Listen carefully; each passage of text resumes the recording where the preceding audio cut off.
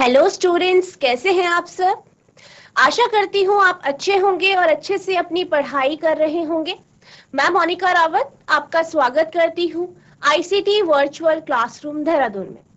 बच्चों, आज हम क्लास 10th का जो आपका सब्जेक्ट है साइंस, उसका चैप्टर सोर्सेस ऑफ एनर्जी को कंटिन्यू करेंगे। तो बच्चों, लास्ट लेक्चर में हम अनकन्वेंशनल सोर्सेज ऑफ या non conventional sources of energy की बात कर रहे थे, यानी गैर पारंपरिक जो आपके स्रोत हैं ऊर्जा की, उनकी हम बात कर रहे थे। हमने इसमें हाइडल एनर्जी के बारे में पढ़ा था। अब हम विंड एनर्जी यानी पवन ऊर्जा के बारे में पढ़ेंगे। तो बेसिकली जो आपकी पवन ऊर्जा होती है यानी विंड एनर्जी होती है, वो बेसिकली आपकी पवन के कारण होती है।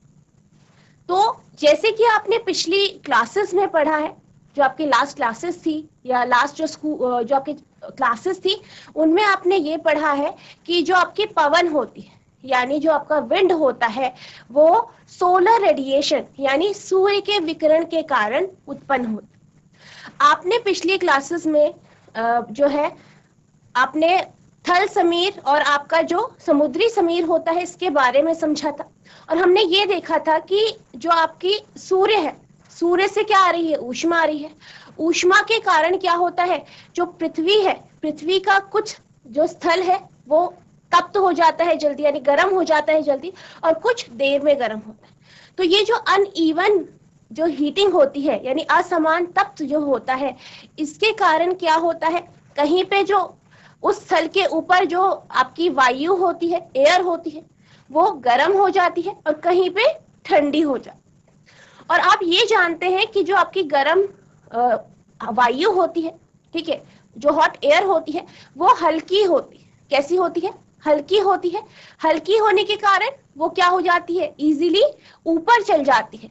और जो जगह ठंडी होती है, उसके ऊपर जो एयर होती है, वायु होती है, वो कैसी होती है आपकी, क्योंकि वो ठंडी है तो उसकी जो एयर है वो भी ठंडी होगी, यानी जो वायु है वहां पे वो भी ठंडी होगी, तो वो वायु भारी होती है। फिर क्या होता है, जो गर्म जगह है वहां की जो वायु, गर्म वायु ऊपर उठी है, उसकी जगह लेने के लिए जो ठंडी वायु होती है वो चल, ठीक है। यानी कि बेसिकली होता क्या है कि जैसे कि ये आपकी एक स्थल है, ठीक है, ये जो एरिया है, ये वाला जो क्षेत्र है, ये क्या हो गया, गर्म हो गया। इसके ऊपर जो एयर है वो भी गर्म है, तो इस कारण ये एयर क्या होगी, ये ऊपर चली जाएगी, ये हवा क्या हो जाएगी, हल्की हो जाएगी, ऊपर चली जाएगी। और सपोज ये वाला जो एरिया है, ये वाला जो क्षेत्र है वो ठंडा है, तो यानी इसके ऊपर जो हवा होगी वो ठंडी होगी। तो अब क्या होगा, जो यहाँ पे ठंडी हवा है, यहाँ पे क्या है, यहाँ पे क्या है आपकी ठंडी जो हवा है, ठीक है, वो इस यहाँ से गर्म हवा ऊपर चलेगी, तो इसकी जगह लेने के लिए इस जो ये सरफेस है जो कि गर्म है वहां पे जाएगी, फिर ये गर्म होगी, फिर ये ऊपर जाएगी, और यहाँ जो ऊपर जो गर्म हवा गई वो ठंडी हो जाएगी, वो फिर इधर आ जाएगी, और इस तरीके से ये क्या हो जाएगा, एक साइकिल होगी। तो इस तरीके से जो ये आपका मूवमेंट है एयर का, यानी हवा का जो क्या है मूवमेंट है, इसको हम विंड कहते हैं। इस तरीके से विंड यानी पवन उत्पन्न होती। तो बेसिकली अनइवन हीटिंग के कारण, यानी जो आपके असमान तप्त है, इसके कारण क्या होता है, जो आपकी हवा होती है वो गर्म ठंडी होती है, और जिस कारण विंड यानी पवन उत्पन्न होती। तो इस तरीके से आपकी क्या होती है, पवन उत्पन्न होती है, यानी जो विंड होती है वो उत्पन्न होती है। Unequal heating of the land mass and water bodies by solar radiation generates air movement and causes wind to blow। यानी क्या होता है, सूर्य के विकिरण के कारण, किसके कारण, सूर्य के विकिरण, यानी जो सन की रेडिएशन है, आप जानते हैं उससे क्या आ रही है, हीट आ रही है। क्या आ रही है, हीट आ रही है। तो हीट के कारण क्या होता है, कुछ जो आपके भूखंड होते हैं, कुछ जो स्थल होते हैं, जगह होती है, वो गर्म हो जाती है, कुछ जलाशय वो होते हैं तो वो गर्म हो जाते हैं। तो इस तरीके से क्या होता है, एक असमान तप्त हर जगह होता है, यानी क्या होता है आपका अनइवन हीटिंग होती है। क्या होती है, अनइवन हीटिंग होती है, जिसके कारण जो आपकी एयर होती है, जैसे मैंने अभी आपको बताया, जो आपकी एयर होती है, वायु होती है, वो मूव करने लग जाती है। क्या करने लग जाती है, मूव करने लग जाती है, यानी उसमें गति उत्पन्न होने लग जाती है। इस तरीके से जो आपकी हवा है, जो आपकी वायु है, उसके मूवमेंट, उसकी गति के कारण पवन उत्पन्न होते हैं या पवनों का प्रवाह। सूर्य के विकिरणों द्वारा भूखंडों तथा जलाशयों के असमान तप्त होने के कारण वायु में गति उत्पन्न होती है तथा पवनों का प्रवाह होता है। तो अभी हमने ये समझा कि जो आपकी विंड होती है, यानी जो पवन होते हैं, वो किस तरीके से उत्पन्न होते हैं। अब जब आपकी जो पवन है उसमें क्या हो रही है, गति हो रही, वो मूव कर रही है, तो ऑब्वियस सी बात है, आपने ये पढ़ा है कि जब भी कोई भी चीज मूव करती है या गति करती है तो उस पे कौन सी एनर्जी होती है, आपकी काइनेटिक एनर्जी। काइनेटिक एनर्जी यानी गतिज ऊर्जा, और जो गतिज ऊर्जा होती है वो मूवमेंट यानी गति के कारण उत्पन्न होती है। तो जो आपकी विंड है, यानी जो आपकी पवन है, वो मूव कर रही है। क्या कर रही है, मूव कर रही है, यानी गति कर रही है। गति कर रही है यानी उसमें क्या है, काइनेटिक एनर्जी है, यानी गतिज ऊर्जा है। क्या है, काइनेटिक एनर्जी।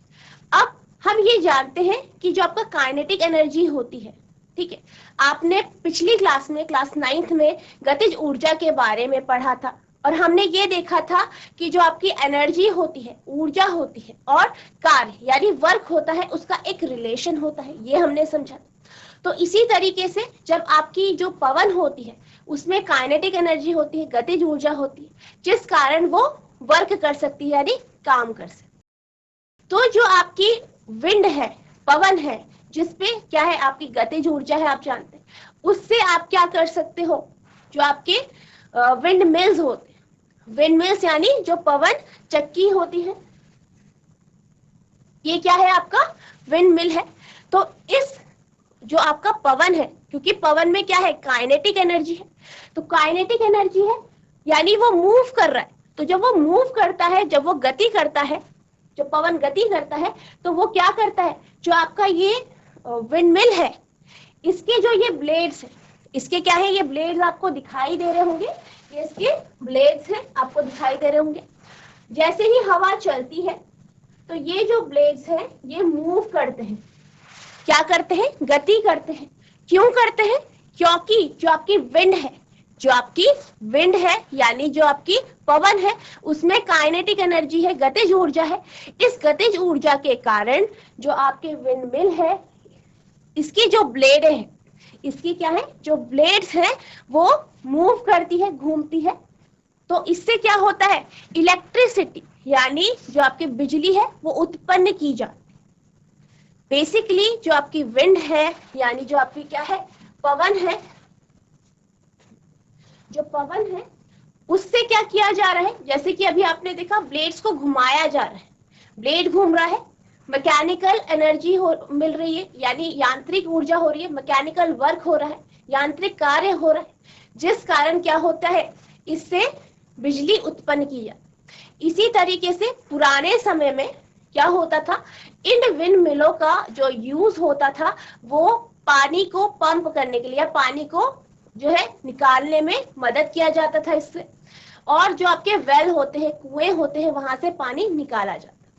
तो इसका ही आगे यूज किया गया, ठीक है।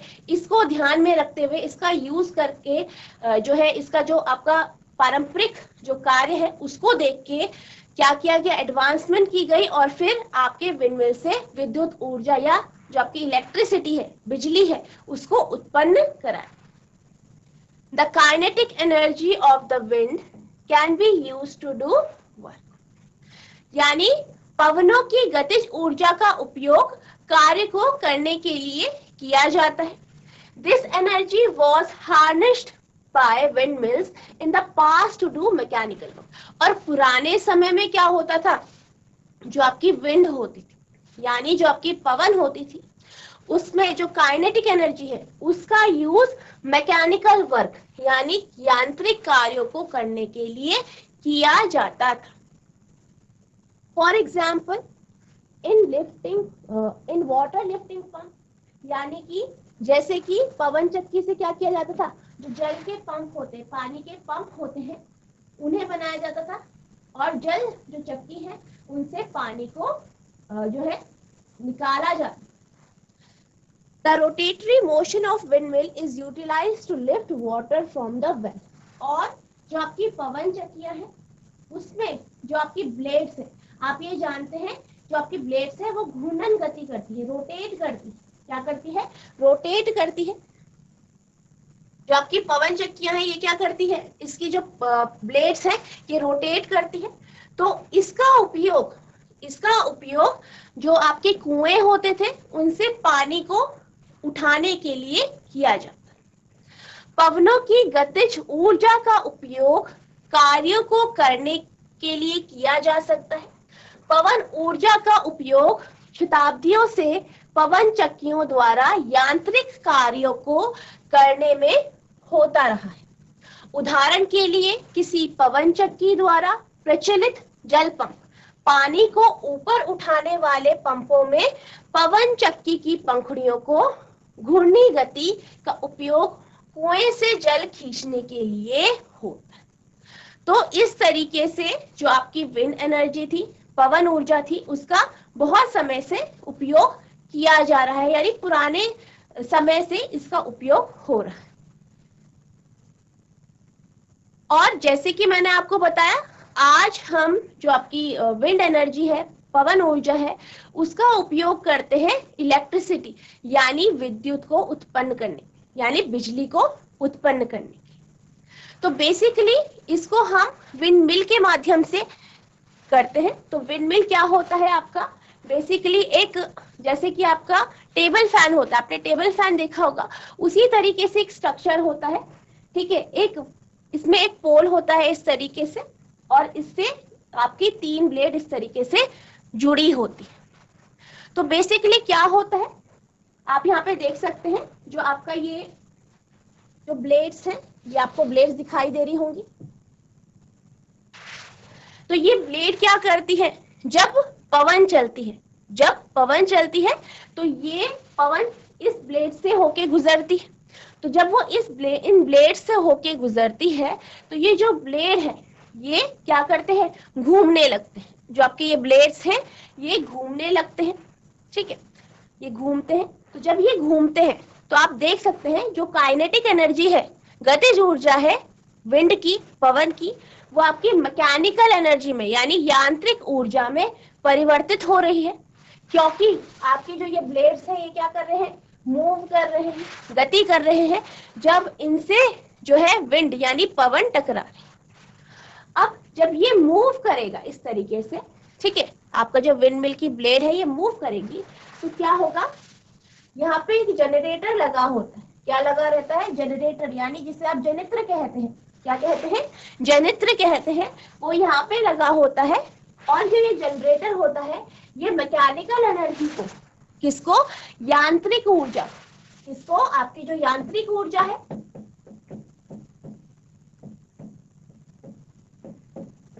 ठीक है, यांत्रिक ऊर्जा किसकी वजह से उत्पन्न हुई, आपके जो ये ब्लेड्स है इनके मोशन के, गति के कारण, इन ब्लेड्स की गति के कारण यांत्रिक ऊर्जा उत्पन्न हुई। यहाँ पे एक जनरेटर यानी जनित्र लगा होता है जो आपकी इस यांत्रिक ऊर्जा को इलेक्ट्रिसिटी यानी विद्युत ऊर्जा में परिवर्तित करता है। किसमें परिवर्तित करता है, विद्युत ऊर्जा में परिवर्तित करता है। यानी कि जो विंड है, पवन है, उसकी जो काइनेटिक एनर्जी है, गतिज ऊर्जा है, विंड की इस तरीके से काइनेटिक एनर्जी है, गतिज ऊर्जा है, उसने ब्लेड्स को मूव कराया, ये ब्लेड मूव करी, ब्लेड में आपकी यांत्रिक ऊर्जा, मैकेनिकल एनर्जी आई, ये मूव हुआ, यांत्रिक ऊर्जा, मैकेनिकल एनर्जी आई, वो यहाँ पे जनरेटर अटैच है, वो इस यांत्रिक ऊर्जा को आपकी इलेक्ट्रिकल एनर्जी या इलेक्ट्रिसिटी या विद्युत ऊर्जा में परिवर्तित कर देता है। फिर क्या होता है, जो आपकी केबल्स होती है, जो ये आपकी पोल है, यहाँ पे केबल्स लगी होती है यानी तारें लगी होती है। इन तारों के माध्यम से जो इलेक्ट्रिसिटी यानी बिजली का जो उत्पादन हुआ है इस विंडमिल के द्वारा, वो फिर ले जाया जाता है और आगे इससे फिर आपके क्या होता है, आगे ट्रांसफर किया जाता है बिजली। तो इस तरीके से आपका जो ये विंडमिल है ये काम करता है। अभी हमने ये एक सिंगल पवन चक्की या विंडमिल के बारे में देखा कि किस तरीके से ये काम करता है, पर जो आपका एक विंडमिल है, जैसे हमने यहाँ पे सिर्फ एक सिंगल एक विंडमिल के बारे में पढ़ा, एक पवन चक्की के बारे में पढ़ा, तो इसके द्वारा जो विद्युत ऊर्जा उत्पन्न की जाती है वो बहुत ज्यादा अमाउंट में नहीं होती। इसलिए क्योंकि हमें बहुत ज्यादा ऊर्जा की जरूरत है तो आपके विंडमिल फार्म को लगाया जाता है, यानी एक ऐसी जगह जहां पे बहुत सारे विंडमिल्स लगे होते हैं, बहुत सारी पवन चक्कियां लगी होती है, वो लगाई जाती है ताकि काफी अच्छी क्वांटिटी में या बहुत ज्यादा अमाउंट में आपका जो बिजली है या विद्युत ऊर्जा है उसका उत्पादन किया जा सके। Today wind energy is also used to generate electricity. आजकल पवन ऊर्जा का उपयोग विद्युत उत्पन्न करने के लिए भी किया जाता है। A windmill essentially consists of a structure similar to a large electric fan that is erected at some height on a rigid support. यानी जैसे मैंने आपको बताया, जो आपका विंडमिल होता है, पवन चक्की होती है, इसका जो स्ट्रक्चर होता है वो कुछ आपके इलेक्ट्रिक फैन जो होता है, जो बिजली का फैन होता है, पंखा होता है, ठीक है, जिससे आप क्या करते हो, अनाज में से कूड़ा हटाने के लिए करते हो आप यूज, ठीक है, जैसे बथौ लगाते हैं, ठीक है, जो आपके अनाज होते हैं उनमें, तो उसमें भी आप पंखे का यूज करते हैं। तो वैसा ही ये कुछ स्ट्रक्चर होता है जैसे मैंने आपको बताया, ठीक है। अब जैसे मैंने आपको बताया कि किस तरीके से आपका जो है एक विंडमिल काम करता है, तो हम यहाँ पे देख सकते हैं इस तरीके से, यहाँ पे आपको अच्छे से दिखाई दे रहा होगा, यहाँ पे ये आपकी ब्लेड्स मूव करते हुए आपको दिखाई दे रहे होंगे। तो इस तरीके से जब पवन जो है, विंड जो है, इन ब्लेड्स पे टकराती है तो इस तरीके से जो आपकी विंडमिल है, पवन चक्की है, उसकी ब्लेडें घूमती हैं, ठीक है, घूमती हैं। फिर जैसे मैंने आपको बताया कि ये मैकेनिकल एनर्जी में, आपकी काइनेटिक एनर्जी मैकेनिकल एनर्जी में कन्वर्ट हुई, यानी आपकी गतिज ऊर्जा आपकी यांत्रिक ऊर्जा में परिवर्तित हुई। फिर यहाँ पे जनरेटर होता है, जनित्र होता है, जो इस यांत्रिक ऊर्जा को आपकी विद्युत ऊर्जा में परिवर्तित करता है। तो इस तरीके से बहुत सारे विंडमिल लगाए जाते हैं, ठीक है, और इनसे जो बिजली उत्पन्न हो रही है, इनसे जो इलेक्ट्रिसिटी यानी बिजली जो उत्पन्न हो रही है उसको एक साथ इकट्ठा किया जाता है। और जो आपके ट्रांसफॉर्मर होते हैं, क्या होते हैं, ट्रांसफॉर्मर होते हैं। तो ट्रांसफॉर्मर बेसिकली जो आपकी इलेक्ट्रिसिटी होती है, बिजली होती है, उसके वोल्टेज को कन्वर्ट करने के लिए यूज होते हैं, यानी उसका जो वोल्टेज है जितना आपको चाहिए उसको मेंटेन करने के लिए। तो यहाँ पे क्या किया जाता है, जो ट्रांसफॉर्मर लगाया जाता है, जो इस बिजली का जो वोल्टेज है उसे जितना वोल्टेज चाहिए उसमें उसे कन्वर्ट कर देता है। फिर ये आपके जो टावर्स होते हैं, जो बिजली की लाइंस होती है, उनके माध्यम से इनको दूर दूर तक जो ये बिजली है, जो आपकी विंड एनर्जी यानी पवन ऊर्जा से उत्पन्न हो रही है, दूर दूर तक के इलाकों तक पहुंचाया जाता है।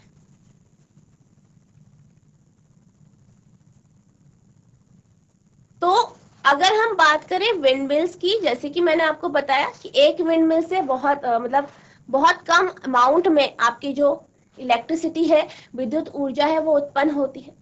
तो बहुत सारे विंडमिल लगाने पड़ते हैं एक बहुत बड़े एरिया में, ठीक है, बहुत सारी पवन चक्कियां या विशाल क्षेत्र में बहुत सारी पवन चक्कियां लगाई जाती है ताकि बहुत ज्यादा क्वांटिटी में या बहुत ज्यादा मात्रा में बिजली का उत्पादन हो सके। तो इस तरीके के जो लैंड है, क्षेत्र है, जहां बहुत ज्यादा अमाउंट में विंडमिल या पवन चक्कियां लगाई जाती है, ऐसी जगह को हम विंड एनर्जी फार्म कहते हैं, या आप इसे पवन ऊर्जा फार्म भी कहते हैं। A number of windmills are erected over a large area which is known as wind energy farm. किसी विशाल क्षेत्र में बहुत सी पवन चक्कियां लगाई जाती हैं तथा इस क्षेत्र को पवन ऊर्जा फार्म कहते हैं। और ये कुछ आपको इस तरीके से दिखाई देती है। अगर आप दक्षिण में जाएंगे, ठीक है, दक्षिण में जाएंगे, आप तमिलनाडु जाएंगे, तो आपको वहां जो आपके कन्याकुमारी का इलाका है, वहां आपको इस तरीके के जो विंडमिल्स हैं, विंडमिल फार्म जो है, ठीक है, जो पवन ऊर्जा के फार्म है, वो आपको दिखाई देंगे। और आपको बहुत सारी इस तरीके से विंडमिल्स जो होती है, पवन चक्कियां, वो आपको दिखाई देंगी। और आप ये भी ऑब्जर्व करोगे कि जिन जो आपके विंडमिल है, पवन चक्की है, जिनसे जो है पवन टकरा रही है, उसकी जो ब्लेड है वो मूव करेंगी, और जिनसे पवन नहीं टकरा रही है, उसकी जो ब्लेड है वो मूव नहीं करती हुई आपको दिखाई देती है। और बेसिकली आपको इस तरीके के जो फार्म है ऐसी जगह में दिखाई देते हैं जहां जो है पवन की जो स्पीड है वो बहुत ही ज्यादा होती है। यानी ये हर जगह इन जो आपके ये विंडमिल फार्म है या विंड एनर्जी फार्म है, इनको हर जगह नहीं लगाया जा सकता। तो अगर हम विंड एनर्जी फार्म की बात करें, तो अगर हम कंट्रीज की बात करते हैं, यानी देशों की बात करते हैं, तो डेनमार्क ऐसा देश है जिसे हम कंट्री ऑफ विंड्स कहते हैं, क्योंकि वहां बहुत ज्यादा पवन चलती है या पवनें चलती हैं, जिस कारण 25% या 25% से ज्यादा जो बिजली है उनकी, वो विंडमिल या विंड एनर्जी या पवन ऊर्जा से ही उत्पन्न की जाती है। अगर हम इंडिया की बात करें, ठीक है, किसकी बात करें, इंडिया यानी भारत की बात करें, तो हमारा जो है फिफ्थ जो है हमारी रैंकिंग है, इसके जो आपकी विंड एनर्जी है, पवन ऊर्जा है, उससे इलेक्ट्रिसिटी या बिजली के उत्पादन में। Denmark is a country of winds, यानी जो डेनमार्क है इसे हम पवन का देश कहते हैं, पवनों का देश कहते हैं। More than 25% of electricity needs are generated through a vast network of windmills. यानी 25% से ज्यादा जो बिजली का उत्पादन है, जो बिजली की जो नीड है, वो इनकी विंड मिल्स या पवन ऊर्जा के द्वारा ही इनकी पूर्ति की जाती है। In terms of total output, अगर हम ज्यादा आउटपुट की बात करें, ये तो हमने ये कहा कि 25% से जो ज्यादा जो इलेक्ट्रिसिटी की नीड है वो आपकी डेनमार्क में विंड मिल के द्वारा या जो आपकी पवन ऊर्जा है इसके माध्यम से ही पूर्ति की जाती है। लेकिन अगर हम पूरे आउटपुट की बात करें, यानी सबसे ज्यादा मैक्सिमम आउटपुट कहाँ से होता है, तो बेसिकली जर्मनी कंट्री है जिसका सबसे ज्यादा आउटपुट जो है इलेक्ट्रिसिटी का वो यहीं से ही लेते हैं।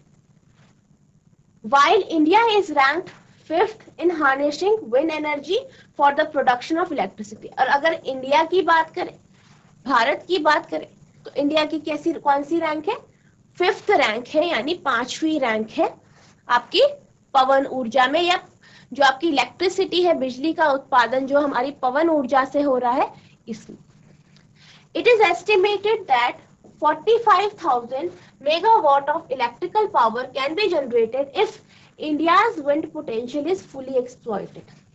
और ये देखा गया है कि अगर हम इंडिया की जो या भारत की जो पवन की जो ऊर्जा का अगर हम यूज करें, तो हमारी 45,000 मेगावाट यानी 45,000 मेगावाट जो है बिजली का जो पावर है वो हम विंड से या पवन से कर सकते हैं। The largest windmill energy farm has been established in Kanyakumari in Tamil Nadu and it generates 380 megawatt of electricity.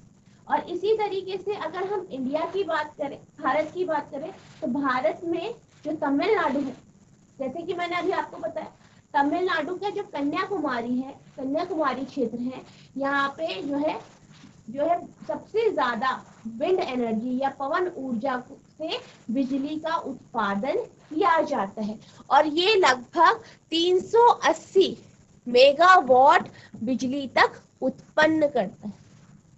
यानी कि अगर हम भारत की बात करें तो सबसे ज्यादा जो आपका पवन ऊर्जा है, विंड एनर्जी है, उससे बिजली का उत्पादन आपका तमिलनाडु के कन्याकुमारी के पास। तो ये वो जगह है जहां आपको बहुत बड़े बड़े विंड एनर्जी फार्म या जो आपके विंडमिल फार्म्स है, जो पवन चक्की के फार्म है या जो आपके पवन ऊर्जा के जो फार्म है वो आपको दिखाई दे। तो अभी तक हमने आपका जो विंड एनर्जी है, पवन ऊर्जा है, ये समझा कि पवन ऊर्जा होती क्या है, किस तरीके से पवन जो है आपकी पृथ्वी की जो धरती की जो सतह है उस पर उत्पन्न होती है। और हमने ये देखा कि किस तरीके से जो आपका विंडमिल होता है उससे जो है आपकी विद्युत ऊर्जा या इलेक्ट्रिसिटी उत्पन्न की जाती है। हमने इसके बारे में समझा। अब हम इसकी लिमिटेशंस यानी इसकी जो सीमाएं हैं उनके बारे में हम देखेंगे कि इनकी लिमिटेशंस क्या क्या है। तो बेसिकली जैसे कि मैंने आपको बताया कि जो आपके विंड एनर्जी फार्म है उसे हम हर जगह नहीं लगा सकते, वो कुछ जगहों पे ही लग सकते हैं। जैसे ऐसी जगह जहां पे जो आपकी विंड है या जो आपकी पवन है वो बहुत ही ज्यादा तेजी से जो है आपकी क्या कर रही है, चल रही है, गति करती है, ऐसी जगहों में ही आप विंड एनर्जी फार्म्स को लगा सकते हैं। The wind has limited speed which lessen the resultant kinetic energy of the wind energy। यानी जैसे कि अभी हमने देखा कि जो आपकी विंड होती है, ठीक है, जो विंड होती है, पवन होती है, उसकी खुद जो है स्पीड की कुछ लिमिटेशन होती है, जिस कारण क्या होता है काइनेटिक एनर्जी भी वो उसकी स्पीड पे डिपेंड करती है, तो उसके अनुसार ही आपकी जो काइनेटिक एनर्जी है या गतिज ऊर्जा है वो उत्पन्न करती है। यानी कि अगर विंड की गति या जो आपका पवन है उसकी गति कम होगी तो आपको पवन ऊर्जा कम मिलेगी, ठीक, जिस कारण आप बिजली का प्रोडक्शन नहीं कर पाए।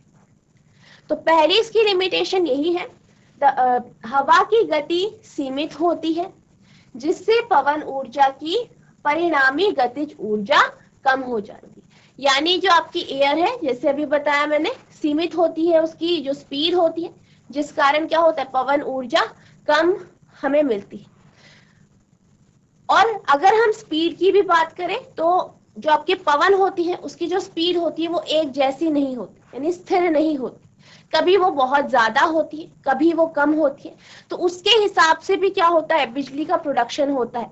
यानी जहां जिस एरिया में ज्यादा जो है एयर की स्पीड है या पवन की जो गति है वो ज्यादा है वहां बिजली का प्रोडक्शन अच्छा होगा। ऐसी जगह जहां पे जो पवन की स्पीड है, गति है, वो कम है, वहां पे क्या होगा आपकी जो बिजली है या विद्युत ऊर्जा है उसका उत्पादन कम होगा, क्योंकि जो आपकी बिजली का उत्पादन है वो आपकी जो पवन है उसकी गति के ऊपर डिपेंड करती है। The speed of wind is not constant, यानी हवा की जो गति है वो स्थिर नहीं होती। So the inconsistency in speed is not suitable for getting stable energy। तो यही कारण है कि जो, क्योंकि जैसे मैंने आपको बताया कि कहीं क्या है आपकी स्पीड जो है ज्यादा होती है विंड की, कहीं कम होती है। अगर हम एक ही एरिया की बात करते हैं, एक एरिया की बात करते हैं कि जैसे कि आपका कोई विंडमिल यहाँ पे लगा है और आप ये जानते हैं कि जो आपका ये विंडमिल है, ठीक है, ये जो आपका विंडमिल है इससे क्या हो रही है पवन जा रही है और इसके जो ब्लेड्स हैं उसे रोटेट कर रही है, घुमा रही है, जिससे आपकी इलेक्ट्रिसिटी उत्पन्न हो रही है। पर अब हम ये भी जानते हैं कि जो इससे हवा बह रही है, ठीक है, जो इससे पवन इससे गुजर रही है, जरूरी नहीं है कि उसकी स्पीड कांस्टेंट हो। हमेशा ऐसा नहीं होता है कि जो आपकी पवन है या जो आपकी विंड है उसकी स्पीड एक जैसी, उसकी गति क्या है चेंज नहीं हो रही है, स्थिर है।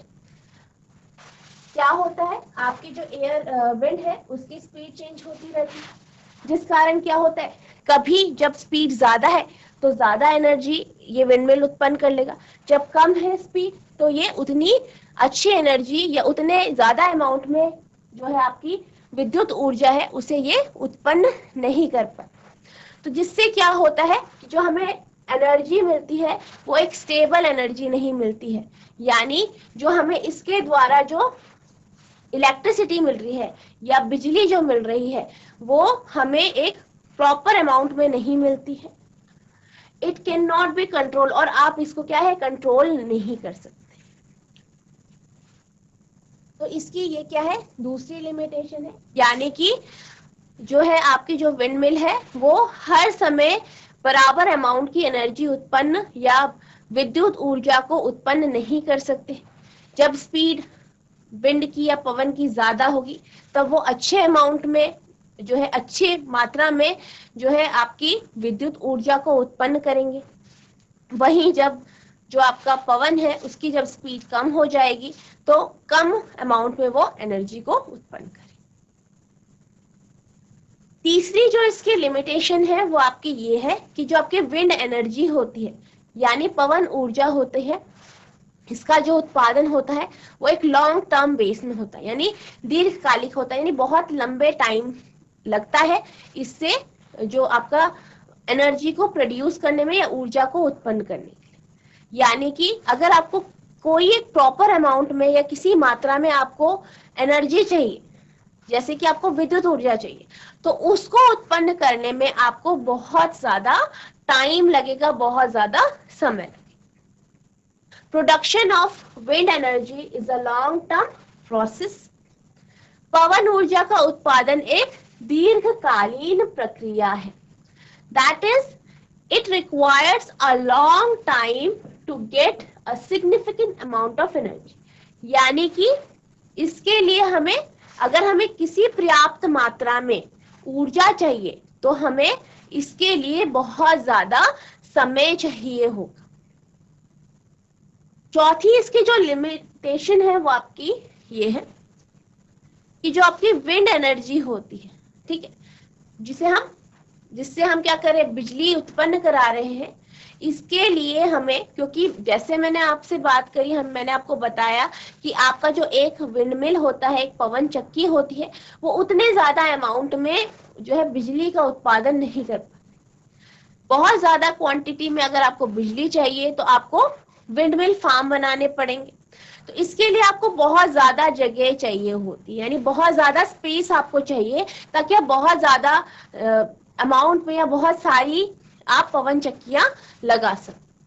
तो इसका एक लिमिटेशन ये भी है कि आपको एक बहुत ज्यादा बड़ी स्पेस चाहिए बिजली के उत्पादन के लिए। To produce wind energy we require a large area to make wind farms, यानी पवन ऊर्जा का उत्पादन करने के लिए हमें पवन फार्म बनाने के लिए बड़े क्षेत्र की आवश्यकता होती है।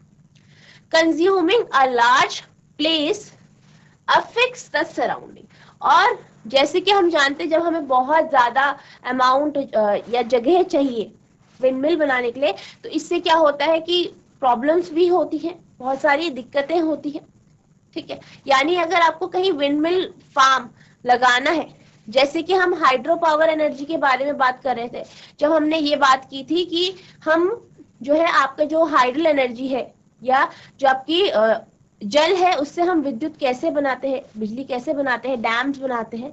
तो हमने ये देखा था कि जब हम डैम्स बनाते हैं, ठीक है, बांधों का निर्माण करते हैं, हाइड्रो पावर प्लांट्स बनाते हैं, तो क्या करना पड़ता है, उस जगह को खाली करना पड़ता है और उससे उधर का जो आपका लोग हैं उन्हें शिफ्ट कराना पड़ जाता है दूसरी जगह में, या उधर के जो वहां पे पौधे हैं, कीट है, जितने भी वहां जीव जंतु रहते हैं उनकी लाइफ को भी बहुत ज्यादा वो अफेक्ट करते हैं। इसी तरीके से जब हमें विंडमिल फार्म बनाने हैं तो हमें बहुत ज्यादा बड़ी जगह चाहिए, बहुत बड़ी जगह चाहिए, जिस कारण क्या होता है कि क्योंकि हमें बहुत ज्यादा जगह चाहिए, इससे उधर की जगह पे फर्क पड़ता है, वहां से हमें लोगों को शिफ्ट कराना पड़ सकता है और बहुत सारी ऐसी प्रॉब्लम्स को हमें हमारे सामना करना पड़ सकता है, क्योंकि हमें क्या चाहिए, विंडमिल फार्म के लिए बहुत ज्यादा बड़ा एरिया या बहुत बड़े क्षेत्र की आवश्यकता होती है। इस कारण इस तरीके की दिक्कत का हमें सामना करना पड़ सकता है।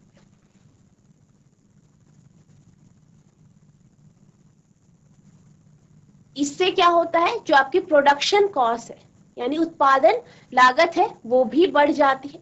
It also increases the production cost. इससे उत्पादन लागत भी बढ़ जाती है। अगर जैसे कि मैंने आपको बात करी कि जब अगर स्पीड कम है विंड की तो क्या होता है, आपको पर्याप्त मात्रा में ऊर्जा नहीं मिल पाती है। ठीक है, क्योंकि आपकी जो ऊर्जा है वो काइनेटिक एनर्जी पे या जो आपकी विंड है या पवन है उसकी गति के ऊपर डिपेंड कर रही है, उसकी स्पीड के ऊपर डिपेंड कर रही है। तो जब स्पीड कम होगी विंड की तो ऑब्वियस सी बात है आपको एनर्जी भी कम मिलेगी। आपका जो ऊर्जा है, एनर्जी है, उतना आप एनर्जी का उत्पादन नहीं कर पाएंगे। ऊर्जा का या जो आपकी विद्युत ऊर्जा है उसका उत्पादन आप उतना नहीं कर पाएंगे। If wind speed is low we cannot get sufficient energy। अगर हवा की गति कम है तो हमें पर्याप्त ऊर्जा नहीं मिल सकती है। नेक्स्ट जो उसकी लिमिटेशन है वो आपकी ये है, wind energy depends on change in season और weather, we can not always use wind energy. यानी जो आपकी पवन ऊर्जा होती है वो मौसम या जो मौसम में परिवर्तन होते हैं इसके ऊपर वो निर्भर करती है। और आप हमेशा जो आपकी विंड एनर्जी है या पवन ऊर्जा है इसका उपयोग करके आप हमेशा बिजली का उत्पादन नहीं कर सकते। तो ये इसका क्या है, 7th लिमिटेशन है। तो ये आपकी क्या है, लिमिटेशन से हमने ये देखा कि क्यों जो आपके विंड मिल्स होते हैं या पवन ऊर्जा होती है इसकी क्या लिमिटेशन है, क्यों हम इसका हमेशा यूज नहीं कर सकते। और नेक्स्ट ये है कि आपके जो विंड मिल्स जो होते हैं उन्हें हम ऐसे ही जगहों पे लगा सकते हैं जहाँ पे जो पवन होती है उसकी जो स्पीड होती है वो बहुत ज्यादा हो। क्यों, यही कारण है कि हमने अभी देखा कि जो इंडिया का जो कोस्टल रीजन है, ठीक है, उसमें हमने ये देखा कन्याकुमारी वाला ऐसी जगह है, जैसे कि अभी हमने पढ़ा था कि कन्याकुमारी एक ऐसी जगह है जहां आपको सबसे ज्यादा जो है बिजली का प्रोडक्शन आपकी जो ये पवन ऊर्जा है इसके माध्यम से होता है। क्यों होता है, क्योंकि वहां पे जो पवन है उसकी जो स्पीड होती है, उसकी जो गति होती है वो बहुत ज्यादा होती है, जिस कारण वहां बड़े बड़े जो है आपके विंडमिल फार्म या पवन चक्की के जो फार्म है वो बनाए गए हैं। और इसी कारण क्या होता है कि क्योंकि वहां हवा ज्यादा है या पवन की जो स्पीड ज्यादा है, इसी कारण वहां जो है जो आपकी पवन ऊर्जा है इसके माध्यम से बिजली का उत्पादन काफी अच्छी मात्रा में किया जाता है। आई होप आपको जो आज हमने पवन ऊर्जा का कॉन्सेप्ट पढ़ा यानी विंड एनर्जी का कॉन्सेप्ट पढ़ा वो आपको समझ में आ गया होगा। आपके विंडमिल यानी पवन चक्की क्या होती है, किस तरीके से ये काम करती है, किस तरीके से बिजली का उत्पादन करती है, ये भी आपको अच्छे से समझ में आ गया होगा। और जो हमने इसकी लिमिटेशंस देखी कि क्यों हर जगह हम पवन चक्कियों को नहीं लगा सकते हैं, पवन चक्की किस किस जो फैक्टर्स हैं उन पे डिपेंड करती है, किस तरीके से काम करती है, ये आपको अच्छे से समझ में आ गया। तो बच्चों आज के लिए बस इतना ही, मिलते हैं आप नेक्स्ट सेशन में, तब तक के लिए thank you and have a nice day.